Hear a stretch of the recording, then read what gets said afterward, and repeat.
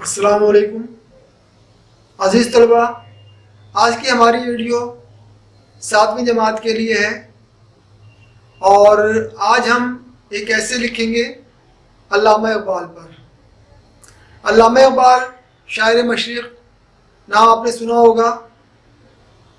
सारे जहाँ से अच्छा हिंदुस्तान हमारा जो हम तराना गाते हैं वो अल्लामा इक़बाल का ही लिखा हुआ है। इसके अलावा आपने उर्दू की किताबों में कई नज़में पढ़ी होंगी। बच्चों के लिए बहुत सी नज़में लिखी हैं अल्लामा इक़बाल ने। जैसे आपकी किताब में एक मगला एक मक्खी है, वो भी अल्लामा इक़बाल की लिखी हुई नज़म है। छठी जमात में भी आपने एक नज़म पढ़ी होगी अल्लामा इक़बाल की, एक पहाड़ और गिलहरी। इसी तरह से तकरीबन उर्दू की हर किताब में अल्लामा इक़बाल की लिखी हुई कोई ना कोई नज़म मिल जाएगी आपको। बहुत बड़े शायर हैं, अंग्रेज़ी सरकार ने इनको सर का खिताब अता किया था।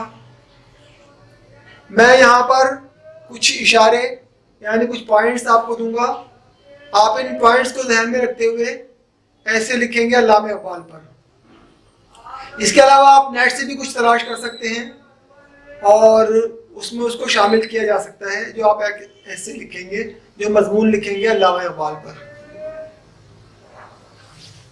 तो अल्लामा इक़बाल का पूरा नाम शेख मोहम्मद इक़बाल था। इनकी पैदाइश सियालकोट जो पंजाब का एक शहर है वहाँ हुई थी 1877 में। 1877 ईस्वी में इनकी पैदाइश हुई। इब्तिदाई तालीम यानी जो बुनियादी तालीम होती है, शुरू की तालीम, वो सियालकोट में ही हासिल की। उसके बाद फिर बाद में लाहौर से भी तालीम हासिल की इन्होंने। आला तालीम के लिए लंदन और जर्मनी तक गए, जहाँ फ़लसफ़ा, डॉक्टरेट और बैरिस्ट्री की डिग्रियां हासिल की अल्लामा इक़बाल ने। शायरी का आगाज़ आपने कॉलेज के ज़माने से ही कर दिया था। शुरू में गज़लें लिखी, उसके बाद जिन मौज़ूआत पर आपने कलम उठाया उसके लिए नज़में ज़्यादा बेहतर थी। नज़मों का मैदान चुना आपने अपने लिए और शायरी के मौज़ूआत फ़लसफ़ा हयात और खुदी रहे, यानी खुदी का मतलब खुद को पहचानना। खुदी की तालीम दी अल्लामा इक़बाल ने कि अगर इंसान खुद को पहचान ले तो बहुत बड़ा काम हो सकता है। शुरू में कौमी मसाइल और उसके बाद बैनुल अक़वामी मसाइल की तरफ भी आपने तवज्जो दी।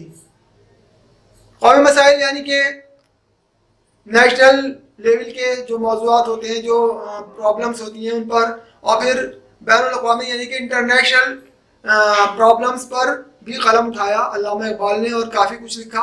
अल्लामा इक़बाल ने उर्दू शायरी को नया रंगो आहंग अता किया।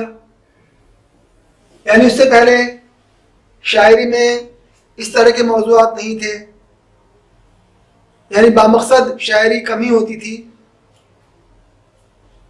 तो अल्लामा इक़बाल ने एक मकसद के तहत कलम उठाया और इसमें कौम को जगाने का काम किया, ख़ास तौर पर कौम की इस्लाह का काम किया अपनी शायरी के ज़रिए से। उर्दू के साथ उन्होंने फ़ारसी में भी शायरी की। उर्दू में शेर व शायरी के 4 मजमूए इनके शाया हो चुके हैं। मजमुआ कहते हैं कलेक्शन को, यानी एक ऐसी किताब मजमुआ कहलाती है शायरी की जिसमें किसी शायर की बहुत सारी नज़में और गज़लें वगैरह इकट्ठी कर दी जाती हैं एक किताब की शक्ल में, उसे मजमुआ कहते हैं। तो अल्लामा इक़बाल के 4 मजमूए शाया हुए हैं, जिनमें बांगे दरा, बाले जिब्रील, ज़रबे कलीम और अरमवाने हिजाज, ये है इनके 4 मजमूए उर्दू शायरी में।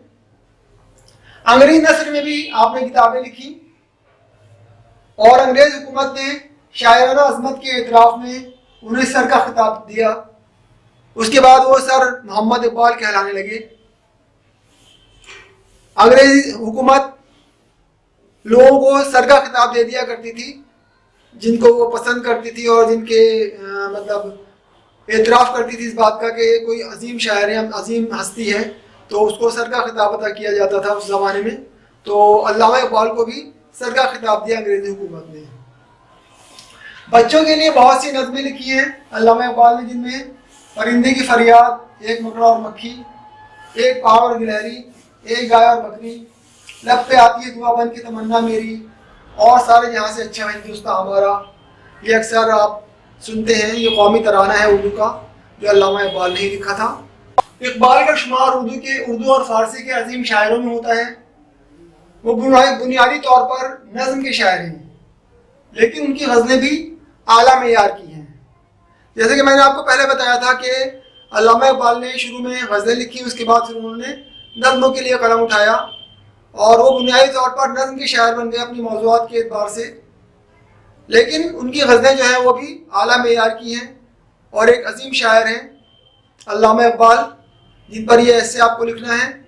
اور جیسے کہ میں نے آپ کو شروع میں بتا دیا تھا کہ یہ چند پوائنٹس ہیں، اشارے ہیں، جن کی مدد لیتے ہوئے آپ کو یہ مضمون لکھنا ہے.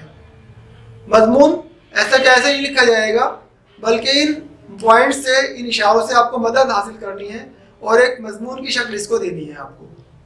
آپ اپنا کام اپنی گرامر کی کاپی میں کریں گے، انڈیکس لکھیں گے اور انتظار کریں گے جب آپ سے کہا جائے گا اسکول میں کاپی جمع کرانے کے لیے، تو اپنی کاپیاں چیک کرنے کے لیے جمع کرائیں گے اسکول میں. شکریہ.